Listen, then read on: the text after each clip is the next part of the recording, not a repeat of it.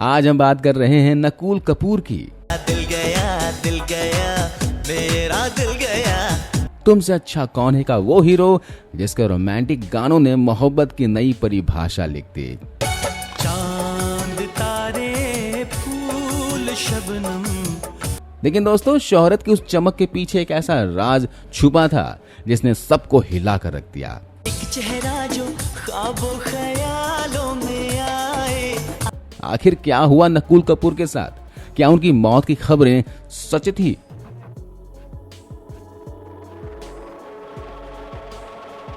या इस सब एक साजिश का हिस्सा था? आज हम उनके जिंदगी की वो अनसुनी दास्तान बताएंगे जो किसी फिल्मी कहानी से कम नहीं है। तो वीडियो को आखिर तक जरूर देखें क्योंकि ये सच्चाई आपको हैरान कर देगी। 90 का वो दौर जब हिंदी सिनेमा में प्राइवेट एल्बम्स का जादू सिर चढ़कर बोलता था। रोमांटिक गानों की मधुर धुनें हर गली मोहल्ले में गूंजती थी।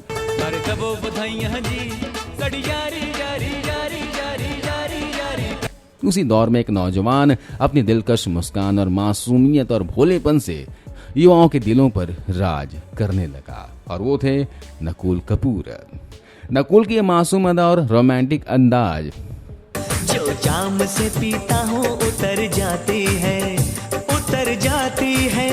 नकुल की मासूम अदा और रोमांटिक अंदाज हर किसी को दीवाना बना रहा था। नकुल का जन्म 11 जुलाई 1974 को दिल्ली में हुआ था, और बहुत कम लोग ही जानते हैं कि नकुल ने कभी फिल्मों में आने या फिर एक्टिंग करने का सपना नहीं देखा था। उनकी दुनिया तो खेलों के मैदानों पर और पानी की लहरों के इर्द गिर्द ही सिमटी थी। रिवॉल्वर फेंक क्यों दिया पापी जी? लीजिए, मार डालिए हमें। दिल्ली के मशहूर मॉडल स्कूल में पढ़ाई के दौरान नकुल का झुकाव खेलों की तरफ बढ़ा, खासकर वाटर स्पोर्ट्स की ओर। छोटी उम्र से ही इन्होंने वाटर डाइविंग सीखना शुरू कर दिया था। पढ़ाई के साथ साथ वो पानी में गोते लगाने की कला में माहिर होते चले गए। उनकी मेहनत और लगन का नतीजा ये हुआ कि नकुल ने देश की सबसे बड़ी वाटर डाइविंग प्रतियोगिता जीतकर नेशनल लेवल चैंपियन का खिताब अपने नाम किया। ऐसा लग रहा था कि खेल ही उनका भविष्य है, लेकिन किस्मत ने उनके लिए कुछ और ही लिख रखा था। डाइविंग तो मानो उनकी जिंदगी का वो पहला कदम था जो उन्हें शोहरत की मंजिल तक ले जाने वाला था। नकुल बचपन से ही बेहद हैंडसम और आकर्षक थे। उनके दोस्त अक्सर उन्हें कहा करते थे कि अरे इतने स्मार्ट हो, मॉडलिंग क्यों नहीं कर लेते? नाम भी कमाओगे और पैसा भी मिलेगा। दोस्तों की बातों में आकर नकुल ने अपनी कुछ तस्वीरें एक मॉडलिंग एजेंसी को भेज दी, और कहते हैं ना कि जब किस्मत साथ देती है तो रास्ते अपने आप बन जाते हैं। जल्दी एक मॉडलिंग एजेंसी ने उन्हें ऑफर दे दिया, और देखते ही देखते नकुल एक मॉडल बन गए। ये बात 95-96 के आसपास की है। नकुल को एडवेंचर का शौक था। उस वक्त बंजी जंपिंग भारत में नई नई आई थी और बहुत कम लोग इसके बारे में जानते थे। एडवेंचर के दीवाने नकुल ने फैसला किया कि वो भारत में पहली बार कॉमर्शियल बंजी जंपिंग करेंगे। उन्हें क्या पता था कि उनका यह शौक उनकी जिंदगी को हमेशा के लिए बदल देगा। जैसे ही नकुल ने बंजी जंपिंग की, ये खबर जंगल की आग की तरह फैल गई। उनके इस साहसिक कारनामे की खबर एक मशहूर कोल्ड ड्रिंक कंपनी तक पहुंच गई। कंपनी को नकुल का साहस और उनका स्टाइल इतना पसंद आया कि उन्होंने नकुल को एक बड़ा ऑफर दे दिया। भारी भरकम फीस के साथ नकुल को कंपनी का ब्रांड एम्बेसडर बना दिया गया। शर्त यह थी कि उन्हें कंपनी के एड में बंजी जंपिंग करनी होगी। साल 1996 में उनका पहला टीवी एड रिलीज हुआ। इस एड में दिखाया गया कि नकुल की कोल्ड ड्रिंक खत्म हो जाती है तो वो अपने पैरों में रस्सी बांधकर एक ऊंची पहाड़ से कूद जाते हैं। लोगों को ये एड इतना पसंद आया कि नकुल रातों रात एक सनसनी बन गए। अगले साल यानी 97 में नकुल का एक और टीवी एड आया जिसमें उन्होंने हेलीकॉप्टर से जंप लगाया। ये एड भी जबरदस्त हिट हुआ और नकुल हर घर में पहचाने जाने लगे। टीवी एड से मिली लोकप्रियता ने नकुल के लिए एक नया दरवाजा खोल दिया म्यूजिक वीडियोस का। उस दौर के मशहूर संगीतकार और गायक शिवानी कश्यप और बीजो थॉमस ने नकुल को अपने प्राइवेट एल्बम हो गई है मोहब्बत तुमसे के लिए साइन कर लिया। हो गई है मोहब्बत तुमसे। साल 1998 में जब यह एल्बम रिलीज हुआ तो इनका टाइटल सॉन्ग हो गई है मोहब्बत तुमसे ने यूथ के बीच धमाल मचा दिया।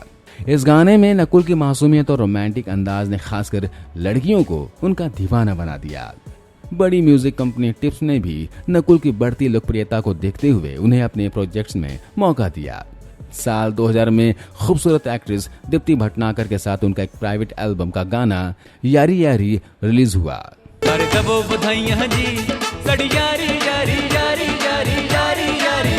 ये गाना भी सुपर हिट हो गया। अगले ही साल यानी 2001 में मशहूर गायक जोड़ी रूप कुमार राठौड़ और सोनाली राठौड़ अपनी एक एल्बम रिलीज करने जा रहे थे। उन्हें अपनी एल्बम के वीडियोस के लिए नकुल का चेहरा परफेक्ट लगा और उन्होंने नकुल को अपनी एल्बम का हीरो बना लिया। इस एल्बम का गाना मुझे मोहब्बत सी हो गई है जब रिलीज हुआ, मुझे मोहब्बत सी हो गई है, तो इसने एक बार फिर तहलका मचा दिया। इस गाने ने नकुल की लोकप्रियता को आसमान पर पहुंचा दिया। इसी साल टिप्स कंपनी ने नुसरत फतेह अली खान के गाए गाने आजा मेरे यार के म्यूजिक वीडियो में नकुल को मौका दिया।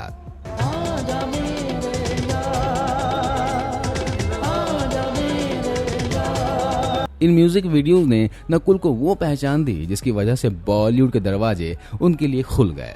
साल 2001 की बात है। बॉलीवुड के मशहूर प्रोड्यूसर रमेश तौरानी, जो कि टिप्स इंडस्ट्री के मालिक भी हैं, एक म्यूजिक रोमांटिक फिल्म बनाने की योजना बना रहे थे। उन्हें एक फ्रेश, इनोसेंट लुकिंग और टैलेंटेड एक्टर की तलाश थी। अचानक उनकी नजर नकुल कपूर के एक एल्बम पर पड़ी।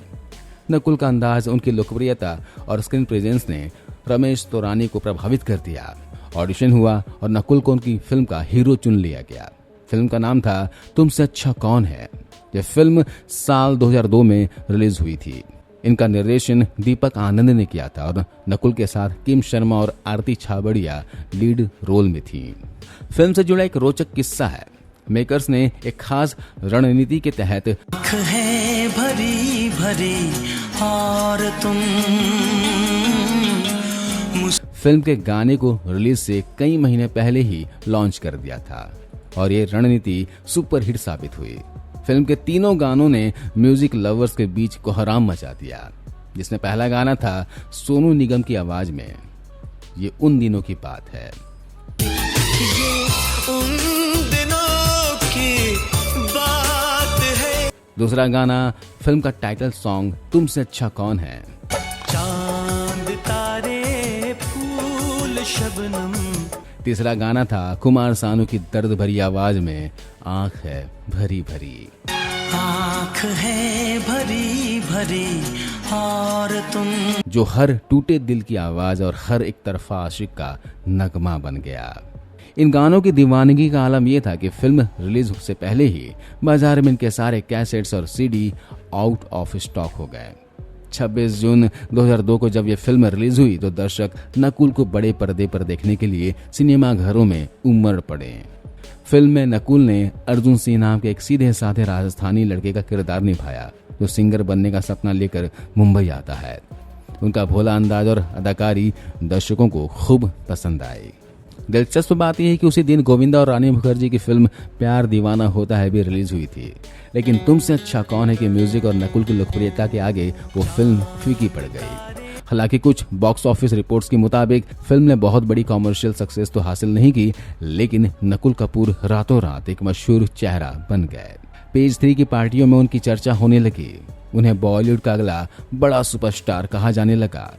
कुछ लोग तो उन्हें शाहरुख, सलमान और आमिर खान जैसे सितारों को टक्कर देने वाला एक्टर मानने लगे।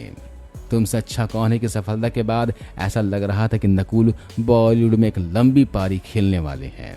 उनके पास फिल्मों के ऑफर की कोई कमी नहीं थी। हर बड़ा मेकर उनके साथ काम करना चाहता था, लेकिन तभी अचानक कुछ ऐसा हुआ जिसकी किसी ने कल्पना भी नहीं की थी।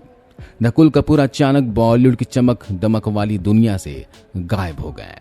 लोग उनकी अगली फिल्म का बेसब्री से इंतजार करते रहे। साल दर साल गुजरते गए, लेकिन नकुल की कोई फिल्म रिलीज नहीं हुई।